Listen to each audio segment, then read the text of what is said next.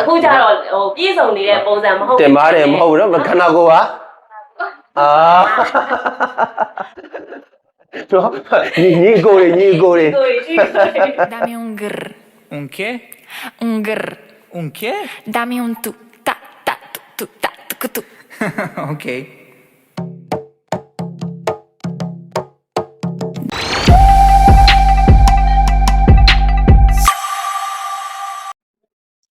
ကဲမင်္ဂလာပါဗျာကဲကျွန်တော်တို့ဒီတစ်ခေါက်စကားဝိုင်းကတော့မြိုင်ဆိုင်3ယောက်အားနဲ့လောက်ရမှာဖြစ်ပါတယ်ဘာဖြစ်လဲဆိုတော့ဒီ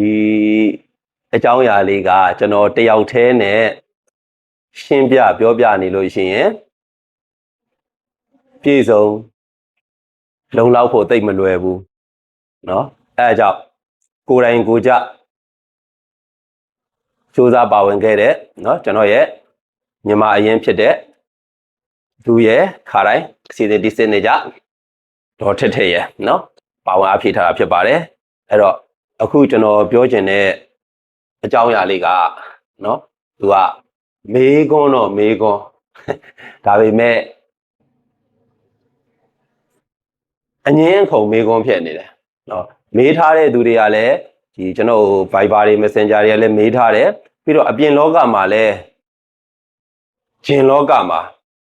တော်တော်များများမဟုတ်ပါဘူးဟုတ်ပါတယ်ဆိုပြီးတော့အငင်းပွားဖွယ်ရာကိစ္စဖြစ်နေတယ်ကျွန်တော်သင်တန်းမှာလည်းအဲ့လိုပဲသင်တန်းလာကစားတဲ့တိတ်မကြသေးတော့2လ3လကစားသမားတွေကလည်းမေးလေးမေးထားရှိတယ်အဲ့ဒါဘာလဲဆိုတော့ main ကလေးတွေရဲ့အဓိကပြဿနာတင်ပါဘေးချိုက်နေတာ main ကလေးတွေကိုပြည့်အောင်လုပ်တဲ့လေ့ကျင့်ခန်းမရှိဘူးဘယ်တော့မှလည်းပြည့်လာမှလည်းမဟုတ်ဘူးလုပ်လို့လည်းမရဘူးဆိုတာဟုတ်ပါသလားတဲ့နော်အဲ့လိုမေးထားတာနော်နောက်ထပ်တစ်ချက်တည်းပဲဘာထပ်မေးကြလဲဆိုတော့ main ကလေးတွေအများစုကတင်ပါလုံးဝပြည့်ဖြိုးလှပခြင်းနဲ့ပေါင်လုံးလေးကျတော့ကြက်လက်သွဲလျခြင်းနဲ့အဲ့ဒါကိုလုံးမဲ့နီးပညာနီးစနစ်မရှိဘူးဆိုတာဟုတ်ပါသလားတဲ့တင်ပါကြည့်ရင်ပေါင်လိုက်ကြည့်မယ်တင်ပါသေးရင်ပေါင်လိုက်သေးမယ်အဲ့တော့ပေါင်သေးအောင်ကစားတယ်တင်ပါသေးသွားမယ်နော်အဲ့ဒီမေခွန်းနှစ်ခုကထဲဝင်ဖြည့်ပေးနိုင်တဲ့သူတွေကလည်းလက်ချိုးရည်လို့ရတယ်အဲ့တော့ဒီထက်ကမှကျွန်တော်ကတော့မှန်ရာကိုကျွန်တော်ရဲ့ရှင်ဝါသနာရှင်တွေပြီးတော့အိမ်မှာတင်မခြိုက်နေလို့နော်စိတ်ညစ်နေတဲ့အမျိုးသမီးတွေပေါ့ဂျင်သွားကစားလို့မပြည့်မဲ့အတူတူငါတို့ဘာလို့အပင်ပန်းခံပတ်ဆက်အကုန်ခံကစားတော့မှလဲဆိုပြီးတော့တွေးနေတဲ့သူတွေကိုကျွန်တော်ကတိတိကျကျပြောချင်တာနော်အဲ့တော့တိကျပြောချင်တာအဲ့တော့ဘယ်လိုတိတိကျကျပြောချင်လဲဆိုတော့ပထမအဦးဆုံးမေခွန်းအနေနဲ့တင်ပါဘေးချိုက်တဲ့အမျိုးသမီးတွေလေ့ကျင့်ခန်းလုပ်လို့ဘယ်တော့မှပြည့်မလာဘူးဆိုတာမဟုတ်ပါဘူးအဲ့ဒါအမှားယွင်းကြီးပါနော်အဲ့ဒါအတိအကျပါပဲနော်ပြီးရင်ကျွန်တော်ရှင်းပြမယ်နော်ဘာကြောင့်ဒီစကားရက်ဘာကြောင့်ဒီစကားလုံးကထွက်မလာလဲဆိုတော့နော်ဥမာရွာတရွာမှာဆေးဆရာတယောက်ကယောဂတစ်ခုကိုကုလိုက်တယ်နော်ဥမာပွေးဝဲယာနာဆိုပါတော့အဲ့ပွေးဝဲယာနာယောဂတဲ့ကို तू ကကုလိုက်လို့မပြောက်ဘူးဆိုလို့ရှိရင်လူနာရဲ့အမြင်မှာလဲဟောပွေးဝဲယာနာယောဂငါဖြစ်နေတာဆေးကုလို့မပြောက်ပါလားနော် तू ကအဲ့လိုအမှတ်ယူလိုက်သလိုဆေးဆရာကလည်းသူ့အပြစ်လွတ်အောင်ခမားယောဂအတွက်ကုသဖို့ဆေးကဘာမှမရှိဘူးဒီလိုကြီးသုံးလိုက်တဲ့အခါကျလို့ရှိရင်နှစ်ဖက်စလုံးရဲ့ငါကြတော့တစ်ဖက်ကလည်းယောဂနောက်ထပ်ဆရာဝန်တွေပြင်ပြီးတော့ကုသဖို့ဆိုတာလမ်းကြောင်းပိတ်သွားမယ်တစ်ဖက်ကဆေးဆရာကလည်းသူ့အပြစ်လွတ်သွားတယ်နော်အဲ့တော့အနာရှိရင်နော်အနာသိရင် sorry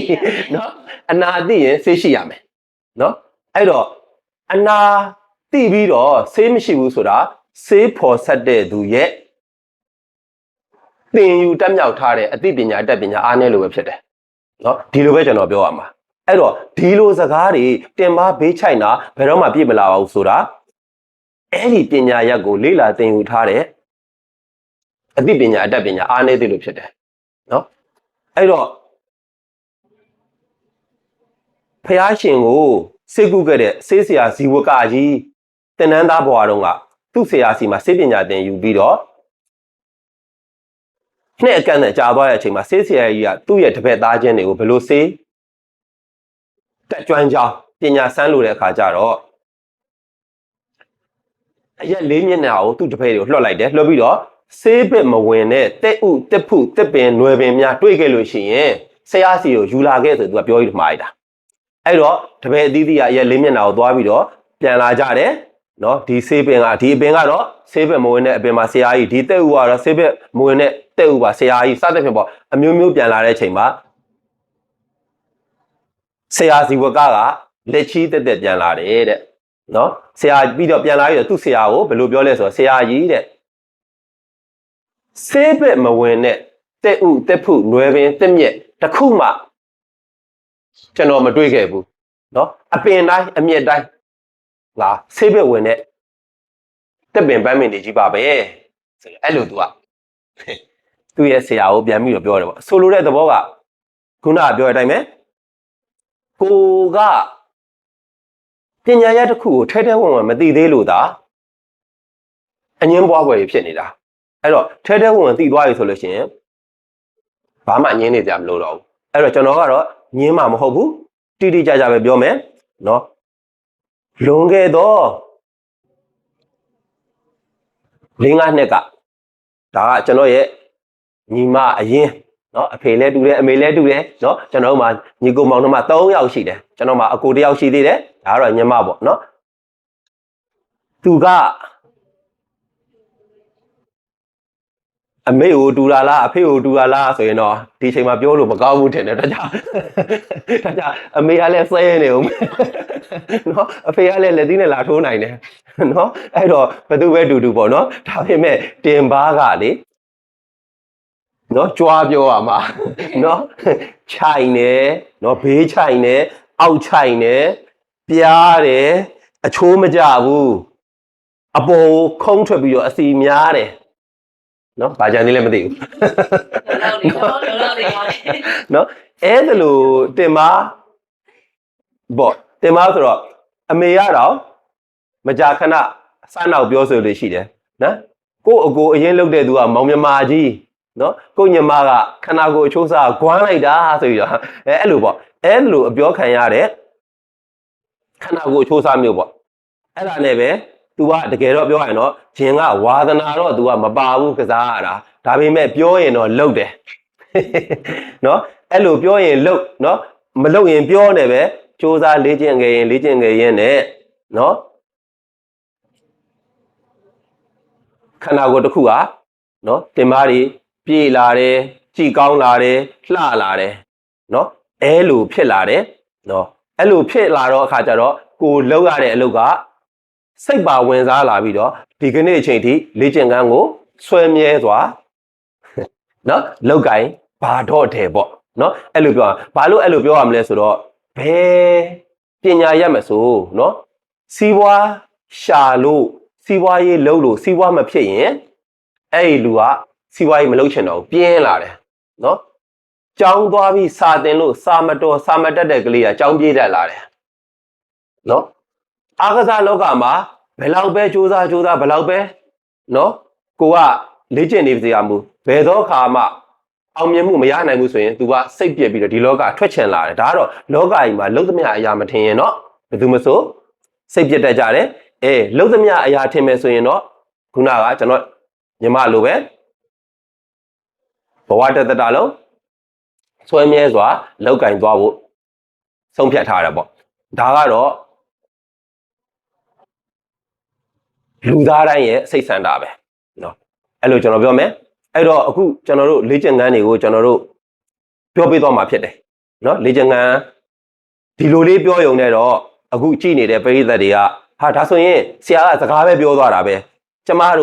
ကျ ကျမတို့အဲ့လိုပြောအောင်နော်ကျမတို့သမီးတို့နော်အန်တီတို့အဖွားတို့ပါစားတယ်ပေါ့ဗျာနော်ခန္ဓာကိုယ်ပြည့်အောင်ဘယ်လိုလုပ်ရမလဲဆရာအဲ့ဒါလည်းပြောမသွားဘူးဆိုမဖြစ်ရအောင်ကျွန်တော်တို့ကတင်ပါဘေးချိုင်တာပြည့်စေတဲ့လေ့ကျင့်ခန်းတွေတဲကနော်လူအများနဲ့ခြုံငုံပြီးတော့တင်ပြပေးရမှာဖြစ်တော့အကောင်းဆုံးလေ့ကျင့်ခန်း၃မျိုးကိုကျွန်တော်တက်ဆက်ပေးတော့မှာဖြစ်တယ်ဗျနော်အဲ့တော့တကယ်တရုပ်ပြမယ်သူကဒီမှာနော်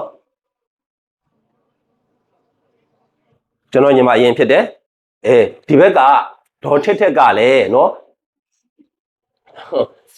သူကတော့ဂျင်းကိုအရန်မှန်ပြီးတော့အရန်ကိုစူးစမ်းတာဗျနော်တစ်လမှာတစ်ပတ်လောက်တော့ကစားတယ်နော်ပြီးတော့စတာပါနော်ဒါပေမဲ့တကယ်မစဘူးနော်တစ်ပတ်နှစ်ပတ်လောက်ပဲကစားတယ်အဲ့တော့ဒီဒေါ်ထက်ကသူ့ခန္ဓာကိုယ်ကချိန်နေတာနော်ကစားလိုက်လို့တစ်လလောက်မှန်သွားပြီဆိုလို့ရှိရင်ခန္ဓာကိုယ်ကနော်ဗိုက်လေးချက်ခါလေးတွေသေးတင်မားလေးတွေပြည့်နော်ဖြစ်သွားတယ်ပြီးသွားလို့ရှိရင်အဲ့လိုပေါ့ဂျင်းမလာပြစ်တဲ့လာချီကြသွားပြီဆိုရင်တော့ဒါကတော့ဒီဒေါ်ထက်မှာမဟုတ်ပါဘူးเนาะကျွန်တော်တို့ကိုယ်တိုင်လဲเนาะကျွန်တော်သိရမယ်ဆိုရင်ကျွန်တော်တစ်ခါမှဂျင်းလို့ပြောအောင်အားကစားလုပ်တာကို3ရက်ဆက်တိုက်မပြတ်ဘူးကျွန်တော်ဆိုရင်လေเนาะအလွန်ဆုံးအလုပ်အရမ်းများရင်တော့မှ1ရက်2ရက်ပဲပြတ်တာเนาะအဲ့လိုကျွန်တော်ကเนาะအဲ့တော့ကျွန်တော်လဲရစ်တွေပြတ်တာများရင်တော့ဘယ်ခန္ဓာကိုယ်မဆိုเนาะရော်ရွဲမှာပဲနော်အဲ့တော့ဒေါ်ထက်ရဲ့နော်အတွေ့အကြုံတွေပြောပြပါ သမီးရင်ပြောအောင် ဒါပေါ့ ဘယ်လိုလဲသူကချင်းတော့ကတော့အဲ့လိုချင်းစပြီးတော့စော့တဲ့အချိန်မှာမှတ်လို့ပြန်ပြောလို့ပဲတင်ကြီးကခဏဖွဲ့သိထားတာမရှိသေးဘူးပေါ့နော်ဒါပေမဲ့ခုနပြောခဲ့တယ်လို့ပြက်တာကြီးကြတော့သူကစော့နေရဲ့အချိန်မှာတော့ခုနပြောခဏကိုထားဆောင်လုပ်ပေးနေပြီအဲ့ချိန်မှာသမီးအကြောင်းမျိုးကြောင့်ပြက်သွားတဲ့အချိန်လေးဆိုလို့ရှိရင်ပြန်ပြီးတော့weight တွေတော့အရင်ကြီးပို့ပြီးတော့အရင်တော့ပြန်တော့တက်မလာဘူးသူ့ရဲ့မာစိတ်ဒီကြောင့်ဝင်လေးအတိုင်းလေးတွေနည်းနည်းလေးဆိုစားတော့သမီးကအစားရင်စားတော့အဲ့လိုစားရင်စားတော့ဘယ်လိုပြောမလဲနည်းနည်းတော့ရှောင်တာပေါ့နော်အရင်တော့မစားဘူးပေါ့အဲ့လိုစားရင်လည်းမှသူကပြန်ပြီးတော့ပြန်ပြေးလာတယ်ပေါ့အဲ့လိုပဲရှိတာဟိုလိုကြီးတော့အရင်ကြီးတော့တုံတက်သွားဘူးခုနပြောလိုမျိုးတအားလားရှိကြဝိုင်းရင်တော့လေကိုယ့်ပုံမှုကြည့်ရပေါ့နော်ဟိုကစားတပ်စူးစမ်းရင်စူးစမ်းသလောက်အကျိုးရှိသလိုမစူးစမ်းရင်မစူးစမ်းသလောက်တော့အကျိုးနေတာပေါ့နော်တော့ကြတော့အဲ့လိုမျိုးတင်နဲ့ပတ်သက်ပြီးတော့လေဆရာပြောတဲ့ဟာဆိုလို့ရှိရင်အရင်တော့ဆိုပုံနဲ့အခုကတော့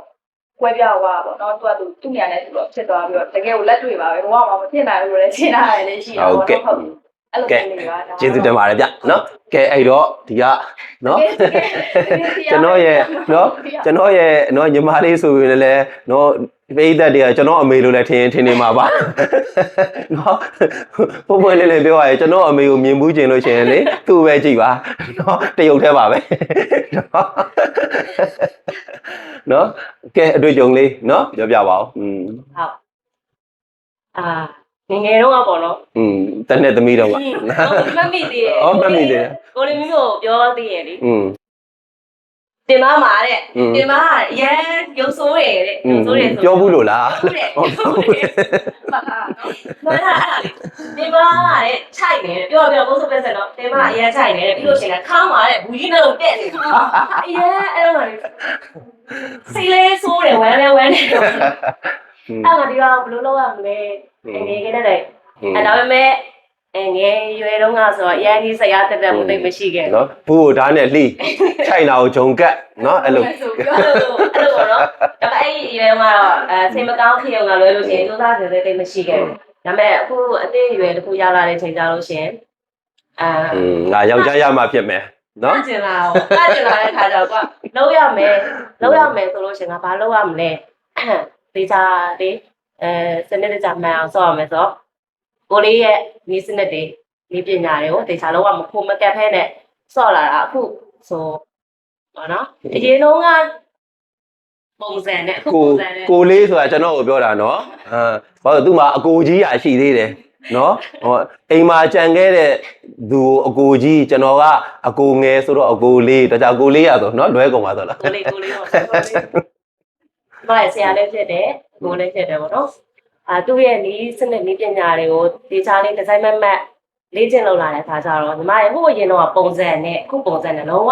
အခြားတစ်ယောက်လိုဖြစ်သွားပါတော့တော့မဆိုအရင်တော့ကပုံစံဒီလိုပုံစံမျိုးဘောကမှဖြစ်လာပါမလားလို့တော့အိမ်မတောင်မပြောဘူးပဲပေါ့နော်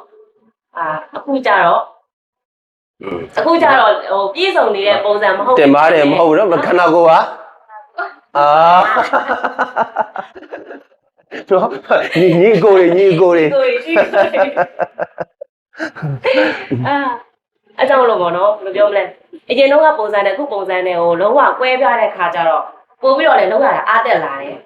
နောက်ထပ်လည်းဒီချက်ပို့ပြီးကောင်းအောင်လို့လည်းအများကြီးလည်းစူးစမ်းခြင်းသေးတယ်ဟုတ်ပြီအဲ့တော့အပြောနဲ့တင်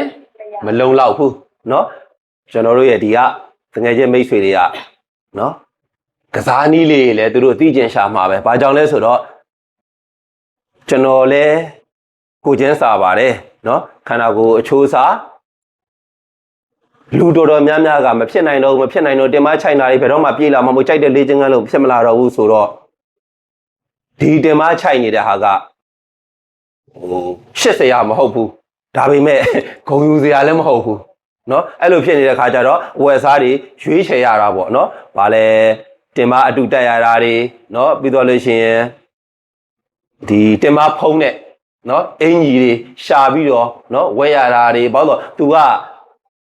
သူ့ကိုယ်သူဒါကိုအားနဲ့ချက်တစ်ခုလို့မြင်နေတဲ့အခါကျတော့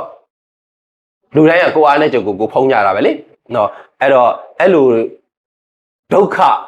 เนาะကာယဒုက္ခစိတ်ဒုက္ခနှမျိုးစလုံးရောက်စေတယ်အဲ့ဒါကြီးကျွန်တော်တို့ကဖြည့်ရှင်းပေးခြင်းတယ်เนาะအဲ့တော့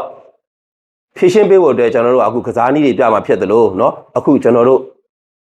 ပေးထားတဲ့ကစားနည်းတွေကတော့လူအများနဲ့ခြုံငုံပြီးပြောမှာဖြစ်တဲ့အတွက်ကစားနည်း၃မျိုးကျွန်တော်တို့ရုပ်ပြပေးပါမယ်ကဲကြည့်လိုက်အောင်ဗျာဟုတ်ကဲ့ကဲအခုကျွန်တော်တို့မောင်နှမတွေကเนาะအခုတင်ပါချိုင်းတဲ့သူတွေပြားတဲ့သူတွေเนาะပြေးလာတဲ့ကစားနည်းလေးကိုကျွန်တော်တို့အခုသေုပ်ပြပေးတော့မှာဖြစ်တယ်ဗျเนาะအဲ့တော့ဒီအခုသေုပ်မပြခင်မှာတခါတည်းကျွန်တော်ပြောလိုတာကเนาะအခြေခံကစားသမားတွေအတွက်ကြတော့ကျွန်တော်တို့ဒီလေ့ကျင့်ခန်းလုပ်တဲ့အချိန်မှာဟိုမှာအလေးကို2ဆင့်လောက်သွားပေးရတယ်အခုကျွန်တော်တို့ကတင်မပြည့်အောင်ကစားတာဖြစ်တဲ့အတွက်သူ့ကိုအခြေခံလို့သွားနေလို့ရှိရင်တင်မကပြည့်ဖို့ခဲရင်အဲ့တော့ကျွန်တော်တို့ကအလေးကို3ဆင့်ထိသွားမှာเนาะအဲ့တော့3ဆင့်သွားမှာဖြစ်တဲ့အတွက်ပထမတစ်ဆင့်ကเนาะကိုနိုင်တဲ့အလေးပေါ့เนาะကိုနိုင်တဲ့အလေးကိုထည့်ရမယ်ပြီးသွားလို့ရှိရင်အဲ့ဒါကိုအချိန်က10ချိန်လောက်ကစားမယ်เนาะ10ချိန်ကို3ကြော့ပြီးတော့နောက်ထပ်အလေးနောက်ထပ်ထပ်တိုးမယ်เนาะ8ချိန်3ကြော့ပြီးတော့နောက်ထပ်ထပ်တိုးမယ်6ချိန်3ကြော့စုစုပေါင်းအကြော့6ကြော့เนาะကျွန်တော်ထပ်ပြောပါမယ်အကြော့က6ကြော့အဆင့်က3ဆင့်အဲလောက်ကစားမှတင်ပါကပြေဝန်းလှပမှာဖြစ်ပါတယ်အဲ့လိုမဟုတ်ဘဲနဲ့เนาะဟို26ကြော့တို့15ချိန်6ကြော့တို့เนาะဒါမှမဟုတ်10ချိန်3ကြော့တို့ဘယ်တော့မှပြေမှာမဟုတ်ပါဘူး။ဘာကြောင့်လဲဆိုတော့အဲ့ဓာတွေကဝိတ်ချတဲ့သူတွေဝိတ်တင်တဲ့သူတွေတက်တက်ကစားရတယ်။အခုကကြတော့ဝိတ်တင်တာလည်းမဟုတ်ဝိတ်ချလည်းမဟုတ်တင်ပါပြည့်အောင်ကစားတာဖြစ်တဲ့အတွက်ကျွန်တော်ခုနကပြောတဲ့အတိုင်းပဲအကြော့6ကြော့အဆင့်3ဆင့်เนาะအချိန်က18 6เนาะကဲကျွန်တော်ကြည့်လိုက်အောင်เนาะဟုတ်ကဲ့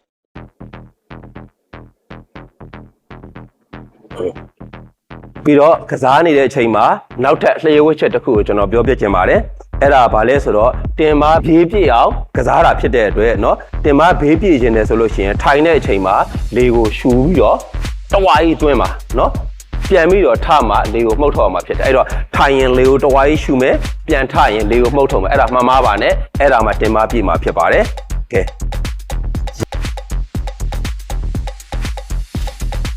ကဲညီမဆိုတော့အလေးတွေတက်ပေးရတော့တာပဲเนาะကဲနောက်ဆုံး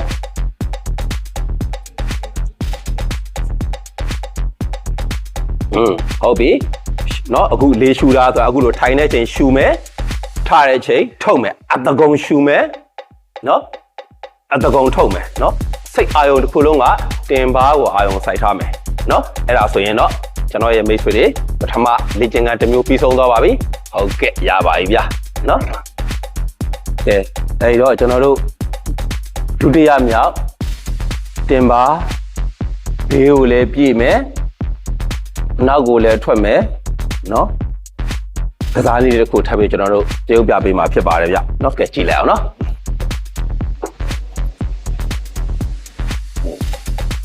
အဲ့တော့အခုကြာကျွန်တော်တို့တရုပ်ပြနေတာကတော့ဒီတင်ပါဘေးခြိုင်တာပြည့်ရမယ်တင်ပါပြားတာလည်းဖောင်းထွက်လာရမယ်အဓိကတော့တင်ပါလုံးဝန်းပြေးဖို့အတွက်ကျွန်တော်တို့လေ့ကျင့်ခန်းလုပ်တာဖြစ်တယ်အဲ့တော့မြှောက်တာတော့ကျမ်းမြန်မာလေးဘက်ထောက်ပြီးမြှောက်တာတဲ့ဆိုင်ရင်အခုလိုခုံမှာတင်ပြီးမြှောက်မှာပို့ပြီးတော့အပါပါနဲ့ပို့ပြီးတော့မြှောက်နိုင်တာဖြစ်သူတင်ပါဘေးကိုပို့ပြည့်စီတယ်နော်အဲ့တော့အဓိကလုံဆောင်မှာဒီတိုင်းပဲကျွန်တော်ခုနပြောသလိုအပေါ်ကိုမြှောက်တဲ့အချိန်မှာလေကိုတော်ဝါရေးရှူသွင်းရမယ်အောက်ကိုပြန်ချရင်လေကိုမှုတ်ထုတ်မယ်နော်အဲ့ဒါကိုမမေ့ပါနဲ့ထပ်ပြီးကျွန်တော်ပြောပါမယ်အပေါ်မြှောက်ရင်လေကိုရှူပါအောက်ကိုချမှလေကိုထုတ်ပါဒါမှတင်ပါပြည့်မှာပါဒါကလှေဝက်ချက်လို့ပြောလို့ရတဲ့လူတိုင်းမသိသေးတဲ့စနစ်လေးတစ်ခုဖြစ်ပါတယ်နော်အဲ့တော့အခုကျွန်တော်တို့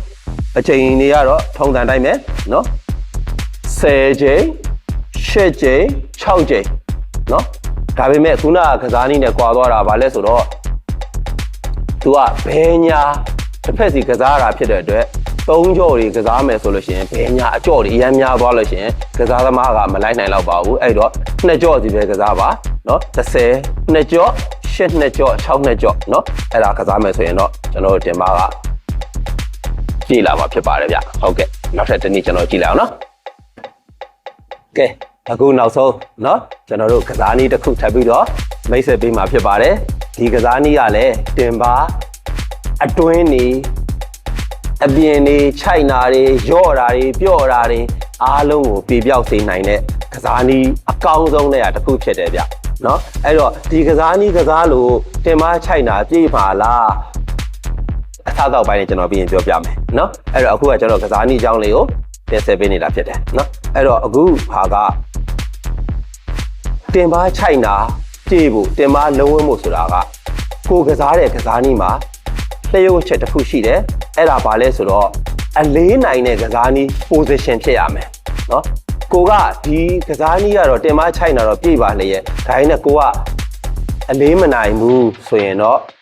အလေးရဲ့စွမ်းအားအလေးရဲ့ဝန်ဆောင်မှုမပါဘဲနဲ့ဒီတင်ပါအပြေကိုခက်ခဲမယ်အဲ့တော့အလေးများနိုင်တော့ကစားနည်းကို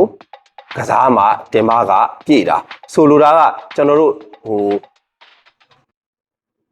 ယောက်ျားလေးတွေကစားတယ်လို့ပဲယောက်ျားလေးတွေကစားတဲ့အခါမှာဥပမာကျွန်တော်တို့ဒီလက်မောင်းကျွတ်သားပေါ့နော်ဥပမာလက်မောင်းကျွတ်သားဒီလက်မောင်းအနောက်ကျွတ်သားဆိုတော့လက်မောင်းအနောက်ကျွတ်သားအတွက်အကြီးဆုံးကစားနည်းဒီကျွန်တော်တို့ပလက်အိပ်ပြီးတော့ရှင်ဘတ်တွန်းတင်တယ်လို့လက်အချင်းတွန်းရတဲ့ကစားနည်းဒီအလေးအနိုင်ဆုံးဖြစ်တဲ့အတွက်သူကလက်မောင်းချီထွားတာမြန်တယ်အဲ့ဒါမှကျွန်တော်တို့ကတစ်ဖက်ချင်းဒံဘယ်တုံးလေးနဲ့လက်မောင်းနောက်ဆက်နေမယ်ဆိုရင်လက်မောင်းကချီဖို့နှိမ့်ကွေးတယ်အဲ့လိုပဲတင်ပါကစားတဲ့နေရာမှာလဲနော်အလေးအနိုင်ဆုံးကစားနည်းတွေကဖြစ်ရမယ်ပြီးတော့တင်ပါဘေးချိုင်တဲ့ကစားနည်းတွေကိုလည်းရွေးချယ်ပေးနိုင်ရမယ်အဲ့ဒါဆိုရင်တော့တင်ပါပြေလာမှာကဲကြည့်လိုက်အောင်ကဲအခုဒီကစားနည်းကတော့နော်သူကအလေးလဲနိုင်တယ်နော်တင်ပါလဲညှက်အားကြုံအားကိုအချိန်ပြင်းနဲ့နော်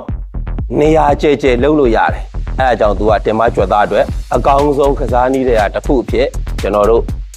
သတ်မှတ်ပြီးတော့တင်ဆက်ပေးတာဖြစ်တယ်ဗျနော်ထုံစံတိုင်းပဲဒီကစားနည်းကိုကစားတဲ့အခါတင်ပါပြည့်ဖို့အတွက်ဆိုလို့ရှိရင်ကုန်းလိုက်တဲ့အခါလေကိုရှူပါကော့လိုက်တဲ့အချိန်လေကိုမှုတ်ထုတ်ပါနော်ပြီးတော့စိတ်အာရုံတစ်ခုလုံးကိုတင်ပါမှာပဲအာရုံထည့်ထားမှာဖြစ်ပါတယ်ကျွန်တော်တို့ចောင်းစာကျက်တယ်လို့ပါပဲနော်စိတ်ပါလက်ပါနဲ့ကျက်မှចောင်းစာကရမှာဖြစ်ပါတယ်နော်ဆိုလိုတာကကျွန်တော်တို့ဝတ္ထုစာကိုဖတ်လို့ရှိရင်စိတ်ပါလက်ပါနဲ့ဖတ်တော့တစ်ခေါက်တည်းနဲ့အကုန်ရတယ်ကျက်တဲ့အခါကျတော့စိတ်မပါတဲ့အခါကျတော့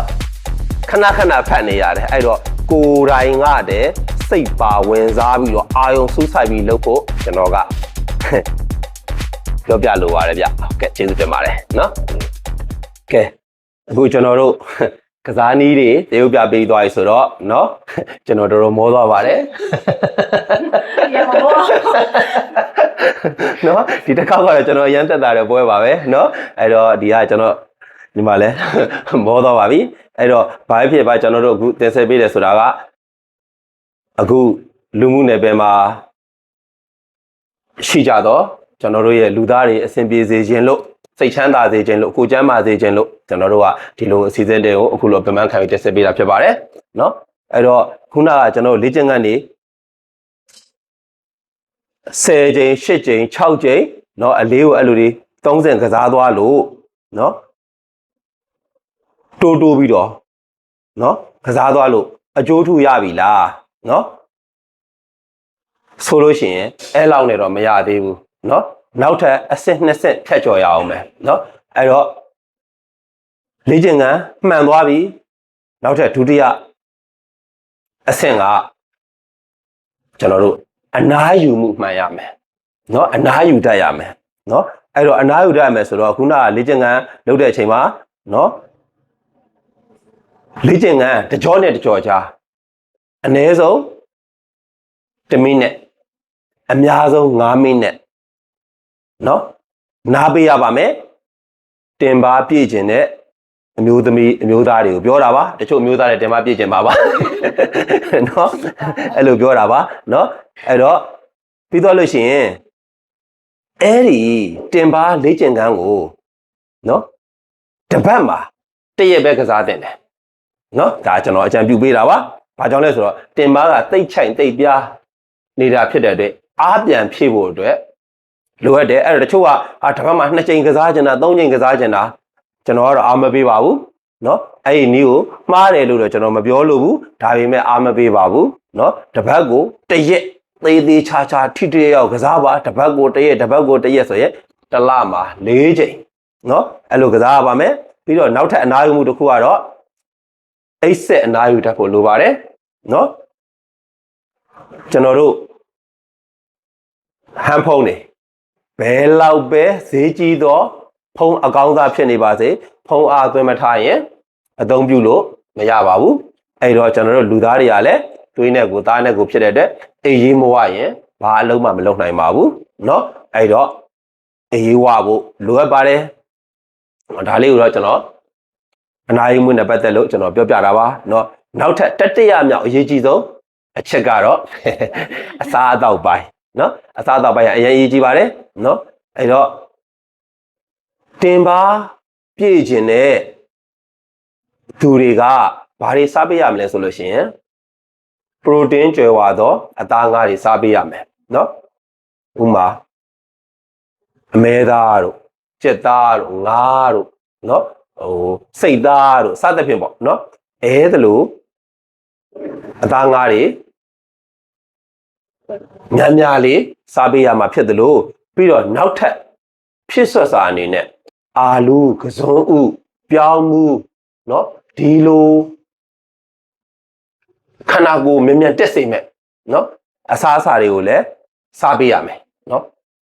အတိုင်းတာပမာဏဘယ်လောက်စားရမယ်ဆိုတော့ကျွန်တော်အနေနဲ့တကယ်ပြောရရင်တော့ညွှန်းဆိုတာနည်းနည်းခက်ပါတယ်ဘာလို့လဲဆိုတော့အခုကြည့်နေတဲ့အထက်မှာကိုလေးချင်းပေါက်200ကျော်တွေလည်းရှိမယ်เนาะ200နဲ့150ကြားလည်းရှိမယ်150အောက်လည်းရှိမယ်100အောက်တွေလည်းရှိမယ်เนาะအဲ့တော့ဘယ်ကိုလေးချင်းဘယ်လောက်စားတဲ့လဲဆိုတာတော့ကျွန်တော်အနေနဲ့ပြောရခက်ပါတယ်အဲ့ဒါကကျွန်တော်တို့အခုเนาะနောက်လာမဲ့ကျွန်တော်တို့အစားအသောက်ပိုင်းနေလေ့ကျင့်မှုပိုင်းနေကျွန်တော်တို့တင်ဆက်သွားတဲ့အပိုင်းမှာဇယားချပြီးတခြားလုပ်ဖို့တော့အစီအစဉ်ရှိပါတယ်เนาะအဲ့တော့ဘာဖြစ်လို့ကျွန်တော်ကเนาะအသားငါးကိုအချိန်စားနေမပြောလဲဆိုတော့เนาะဥမာပေါင်200ရှိတဲ့သူကိုเนาะပေါင်200ရှိတဲ့သူဆိုတော့တချို့ကထင်ကြရเนาะကိုလေးချိန်ပေါင်200ရှိတဲ့အတွက်ဟာသူဝါနေတယ်တင်ပါကြီးပြည့်နေမှာမဟုတ်ဘူးတချို့ကကိုလေးချိန်များပြီးတော့တင်ပါချိုင်နေတာเนาะအဲ့ဒါလိုပေါ့เนาะအဲ့တော့ကိုလေးချိန်များတိုင်းတင်ပါပြည့်တာမဟုတ်ဘူးเนาะအဲ့တော့ကိုလေးချိန်များပြီးတင်ပါချိုင်နေတာအဲ့လိုလူတွေအတွက်ကြတော့ကျွန်တော်တို့ဒီအသားငါစားရမယ်ပမာဏကတစ်မျိုးเนาะပေါင်100အောက်လောက်ပြားကပ်ပိန်နေတဲ့သူတွေကြတော့အစားတော့မယ်အစားပမာဏကတစ်မျိုးเนาะအဲ့လိုသွားရတာเนาะဆိုလိုတာဟင်းချက်တယ်လို့ပဲเนาะဟင်းချက်တဲ့အခါကြက်သားတပိတ်သားချက်တယ်เนาะတပိတ်သားမှာထည့်ရတဲ့စီစားအချိုမှုတ်ခြင်းငရုတ်ဖြစ်တော့เนาะသူ့ရဲ့အချိုးစားက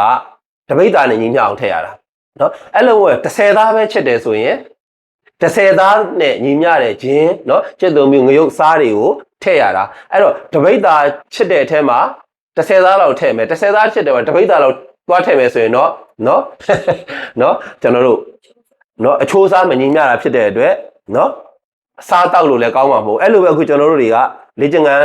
ဒီလုပ်ပြီးဆိုတော့အစားတောက်ကိုလေးချိန်ပေါင်100သမားလည်းဒီအစားစား150လည်း200ထက်လည်းဒီအစားစားဆိုလို့ကတော့အချိုးစားမမျှတာဖြစ်တဲ့အတွက်ဒီမှန်းချက်ပန်းနိုင်မရောက်နိုင်ဘူးเนาะအဲ့ဒါလေးကျွန်တော်ထပ်ဆောင်ပြောလိုပါတယ်ဗျအဲ့တော့ခုနကကျွန်တော်ပြောအစားစားတွေကိုမနေ့အိယာထတစ်ချိန်နေ့လေထမင်းစားချိန်မှာတစ်ချိန်ညစားချိန်မှာတစ်ချိန်တစ်နေ့ကို3ချိန်မှန်မှန်စားပြီးတော့တခြားကျန်တဲ့အချိန်လေးတွေမှာဖြစ်စွတ်စားအနေနဲ့စားပေးတဲ့เนาะအဲ့တော့တကယ်အစားတော့တိတိကျကျမချိုးချံမလိုက်နာတဲ့ကျွန်တော်ညီမလို့เนาะเนาะเนาะလူတော်မှเนาะသူ့ကိုယ်သူခြေနဲ့လာအောင်စူးစမ်းနိုင်ခဲ့သေးတာပဲเนาะအဲ့တော့ကျွန်တော်ရဲ့တငယ်ချင်းမိတ်ဆွေတွေစူးစမ်းဖို့လိုတယ်ဒါပေမဲ့ကျွန်တော်အငင်းမပွားခြင်းလို့နောက်ဆုံးအနေနဲ့အချက်လေးတစ်ချက်တော့ပြောပြမယ်เนาะအဲ့ဒါဘာလဲဆိုတော့ဒါဆိုရင်တင်မချိုက်နေသူတွေကလုံးဝပြည့်ဖြိုးလှပလာမှာလားအဲ့ဒါတော့ကျွန်တော်ကလည်း no ပါလို့ပဲကျွန်တော်ကပြောချင်တယ်။ဘာကြောင့်လဲဆိုတော့เนาะကျွန်တော်တို့စီးပွားရေးလုပ်တယ်လို့ပဲအဲ့လိုပဲပြောမယ်เนาะသူ့ဟာသူမီယိုးဖလာအရာเนาะမမွေးခင်နေရတဲ့တိုက်တွေခြံတွေကားတွေဗန်မာတိမ်တန်းပေါင်းများစွာတွေเนาะစိန်ရွှေငွေတွေပေါ်ကျွယ်ဝချမ်းသာနေတဲ့တထေးသားကိုကျွန်တော်တို့ဆင်းရဲသားတွေကဘလောက်ပဲစီးပွားရှာတယ်တော်တယ်ပြောသူတို့လို့မှီအောင်တော့ဘယ်လိုစူးစမ်းမလို့နော်သူတို့တွေကမမွေးခဲ့ချမ်းသာပြီးသားအဲ့ချမ်းသာမှုပေါ်မှာချမ်းသာမှုထပ်ဆင့်လိုက်တာဖြစ်တဲ့အတွက်သူတို့တွေကတော့တကယ့်ကိုအချမ်းသာဆုံးတော့တထေးသားသမီးတထေးတွေဖြစ်ကြမယ်ဆင်းရဲသားတွေမှာတော့နော်မိဘကဆင်းရဲငါအမေကအဝက်လျှော်အဖေကစိုက်ကားနင်းနော်အမေကအကျော်တဲ့စသဖြင့်ဒီလိုလူမျိုးကစီးပွားရေးလုပ်မယ်ဆိုရင်တော့เนาะခုနကပြောသလိုအချမ်းသာဆုံးမဖြစ်ဘူးလို့တော့ကျွန်တော်မပြောဘူးဖြစ်ဖို့ချွင်းချက်တွေရှိပါတယ်ဒါပေမဲ့ခုနကပြောတဲ့တထေးသားသမီးတော့မလွယ်ဘူးအဲ့ဒါလိုပဲမျိုးရိုးဗီဇအရာတင်မပြေဝိုင်လှပနေတော့မိန်းမပြိုတွေเนาะအမျိုးသမီးတွေကသူတို့ရဲ့ခန္ဓာကိုယ်ချိုးစားနည်းနည်းလေးကစားလိုက်ုံနဲ့ကိုပြေဖြိုးလှပလာမှာဖြစ်တယ်เนาะအဲ့တော့ကိုကခြိုင်ပြားကတ်ရွယ်ပြဲနော်အဲ့လိုဖြစ်နေတဲ့သူကလေ့ကျင့်ခန်းလှုပ်လိုက်လို့ဟာဆရာခေါင်းပြောရနေလို့လုံးဝပြည့်ဖြိုးလာမှာလားလုံးဝယူရှယ်ပြောင်းလဲသွားမှာလားဆိုတော့အဲ့လောက်ထိတော့ကျွန်တော်တို့ကလည်းနော်အာမခံလို့မရဘူးနော်ဒါပေမဲ့တေးကြတာတစ်ခုတိကျတဲ့စကားကိုကျွန်တော်ပြောလို့တာကတော့အခုကျွန်တော်ရဲ့မိတ်ဆွေတွေလက်ရှိပိုင်ဆိုင်နေတော့ခန္ဓာကိုယ်အချိုးစားတင်ပါချိုက်နေတာတော့ပြောင်းလဲသွားမယ်ဒီထက်ပိုပြီးကြည်ကောင်းသွားမယ်အဲ့ဒါကျွန်တော်အာမခံနိုင်တော့အပိုင်းပဲเนาะဟုတ်ကဲ့ဒါလို့ဆိုရင်ကျွန်တော်တို့เนาะစကားဝိုင်းလေးဒီနေရာမှာပဲရိုက်ချင်ပါတယ်ဗျာเนาะအဲ့တော့ကဲကျေးဇူးတင်ပါတယ်လို့ကျွန်တော်ပြောချင်ပါတယ်เนาะကဲအားလုံးကိုကျေးဇူးတင်ပါတယ်ခင်ဗျဟုတ်ကဲ့